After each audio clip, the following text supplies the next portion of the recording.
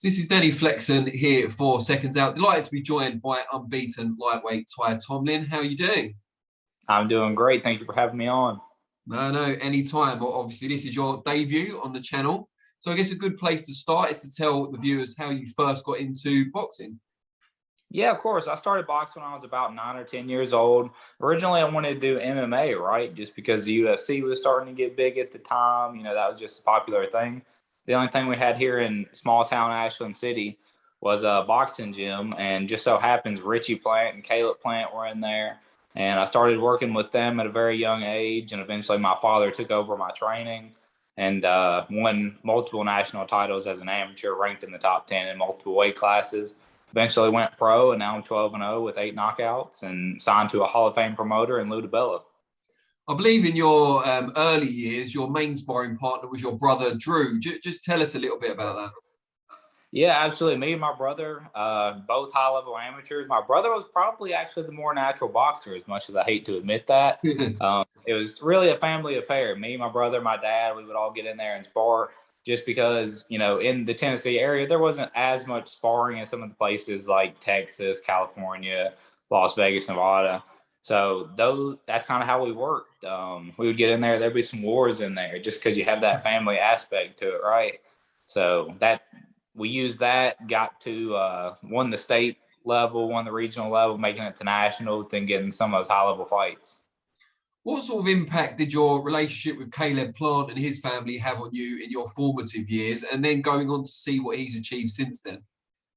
Yeah, absolutely. It definitely did. Seeing him, you started at a young age with him, then seeing him go pro and seeing to the heights he has taken it, you see that you can also come from a place like this and do those same things. Since then, we've linked up and fought on the same card here in Nashville at Bridgestone Arena. That was really cool to see. And we've flown out to Vegas, done some training with them. Richie has seen me spar here in Ashland City at 10 years old and in Las Vegas, just recently a couple months ago.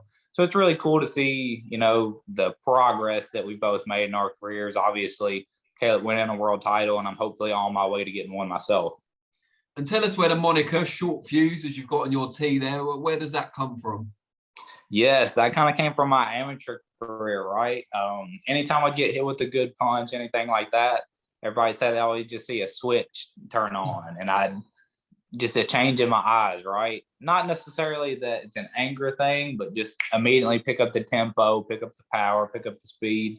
Everybody always said, oh man, you got a really short fuse. And it's just something that stuck with me. Obviously, that can be a good thing and a bad thing in the professional ranks. You have to hold your composure, use your boxing a little more.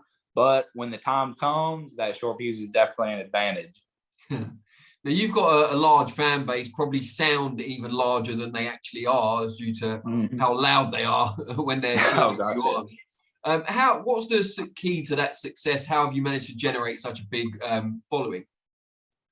Yeah, we do a lot of self-promotion. I think that's a really big thing for any other amateur boxers, guys that are going pro recently. Need to listen to that and do it themselves. In the Nashville, Cheatham County, greater area here in Tennessee, even a lot of other states and places that I've fought, in Florida. We went up to New York with Lou DiBella, met a lot of people up there. Just meet everybody, continue to push your stuff, and be an exciting fighter, right? We're in the entertainment business at the end of the day. So you just got to get in there, put on a great show, and continue to just be yourself and build that fan base. I believe you also did quite a lot of work in the community. Where does that sense of civic duty, if you like, come from? Yeah, just growing up here, it's a small town. Everybody's really close. And, since you do have somewhat of a platform now, being a professional boxer and having that fan base, like you had mentioned, and doing some of these bigger things, you feel like you have some sort of duty to give back to the community, give back to the people that put you in those positions. So we do a lot of things helping the community, like all these toy drives, food drives, things like that. And I've been speaking in schools recently about an issue that's pretty near and dear to me, which is drug awareness, just because we do have a bit of a problem with that here in Cheatham County. And my cousin actually overdosed and passed away from it not long ago. So it's something that really hits home with me. And if I can make any change in my community with that, with my platform that I do have, and a platform that continues to grow and can hopefully make a bigger difference over time, I'm going to do everything I can. I'm sorry to hear about your loss. Thank you. Were you guys particularly close, and did that have a big impact on you personally? Yeah, absolutely. You know, we always grew up together, obviously saw each other every holiday, things like that. Spent a lot of time at their house. See them out and about. We went to school together, things like that. So yes, we were definitely close, and yeah, that definitely does have an impact. You know, that is one of the reasons I want to give back to the community, and one of the reasons I want to continue to win for my family and just make everybody proud. You know. Is that kind of added motivation on your route to the top as well? In the bigger you get, the bigger platform you'll have to talk about these issues. Yeah, absolutely. You know, you want to continue to win, continue to be successful, not only for yourself and your family, but for everybody around you. You know, there's a lot of positive things you can do with success that, you know, brings positive things to the community and to the kids around here. So any added motivation to the motivation I've already got is definitely great. You know? And you're next out February the 5th in Clarksville. Charlie Serrano on the other corner. What can you tell us about him, and what sort of fight do you expect? Yeah, definitely. He hasn't fought since COVID, but he's been in the gym going, ready to go. So I know it's going to be a good fight, a 16-6 kind of guy.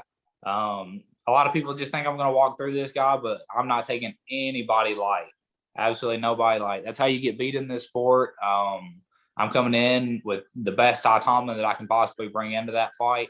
I know he's got a pretty good little left to the body and a right hand that he hides a little bit behind a double jab kind of thing. I haven't watched too much film in this fight specifically, just because the fights that I've watched in the past and my past opponents, every time I get in there, they don't fight like they fought in film. Right. Everybody's fighting me a little different.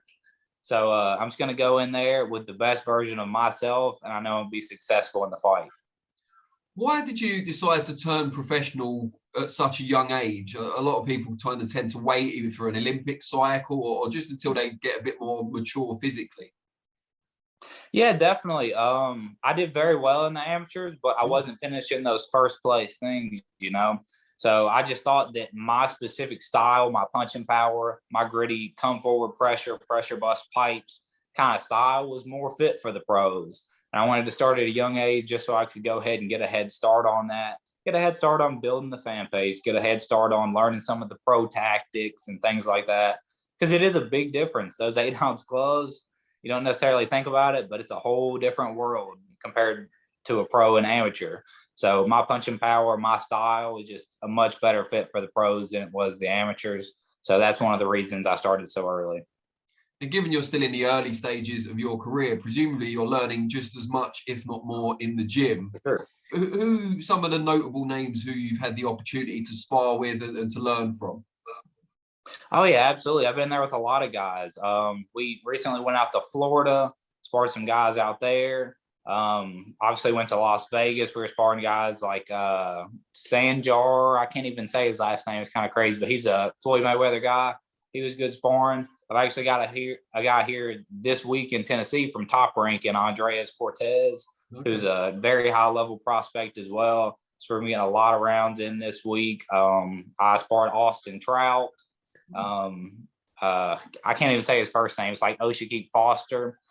Just I'm anybody I can get in there with that has been at a high level, former world champions, other high level prospects. We're going to be a sponge and soak in everything we can get from those guys, add it to our arsenal, and create our own style, you know, just of things that we take from everybody else that work for us.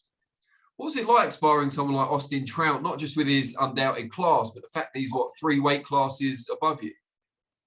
Yeah, absolutely. That was great sparring, man. Just obviously because you watch these guys from the time you're a little kid, and then next thing you know, you're in the ring with them. And that's just a really great experience. We got some high level sparring in. He had a lot of great advice for me out there in Houston, Texas, just working with him and his trainer out there, Bobby Benton. So great experience overall and really good rounds. Took a lot from that. How do you find the father-son relationship as it pertains to boxing? There's been many over the years, both for better and for worse. How do you find the dynamic between you and your dad changes when you're in the gym?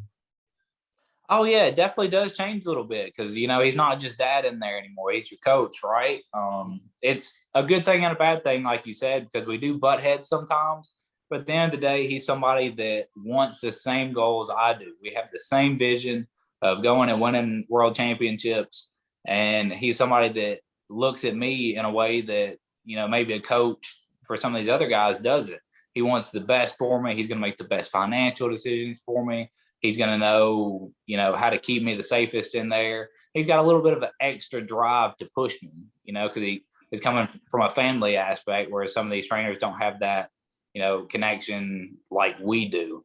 So it's been great to work with him. And like me in the ring sparring with these guys, he's that way with other coaches. He takes in everything these guys say and adds it to his arsenal to improve mine. So we are a really good team, and we continue to get better. Where would you like to be in terms of your progression by the end of this year? Yeah, absolutely.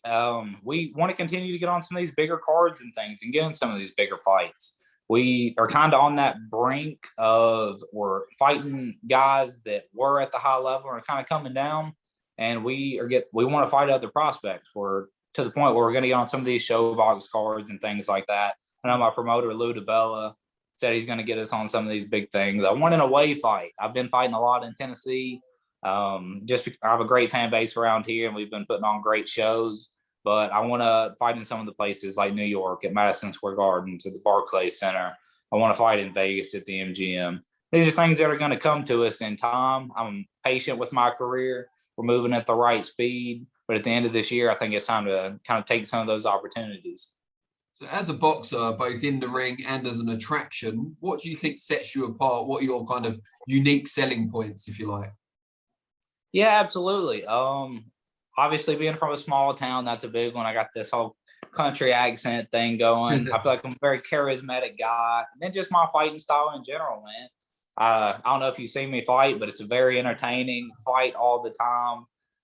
Coming forward, my boxing skills continue to get better. I go to the body hard. I take over fights. So there's just a lot of things that I do well, and I think can push me to a large fan base and things like that, but also just being a world-class fighter. I continue to work hard, get better at those things on all aspects, and just keep growing as a fighter and as a person. And I have no doubt that we'll get there soon.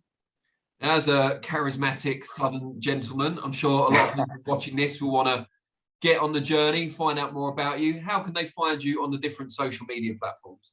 Absolutely. I'll reach out on my Instagram, my Twitter. They're both at _Ty Tomlin. My Facebook page, Tyler Shortfuse Tomlin. Make sure to get on there, drop a like. We post stuff all the time, all of our gym stuff. We're posting high quality 4K videos, things like that, of my training, and just keeping everybody updated on fights that I've got coming up. Obviously, my next one on February 5th. I'm not sure if there's going to be a stream or anything for it just yet, but if you are in the Tennessee area, make sure to get your tickets and come out, because it's going to be a great show, and I plan on putting on a great fight. Well, we'll look forward to that. Really great to meet you, and let's do this again after the fight.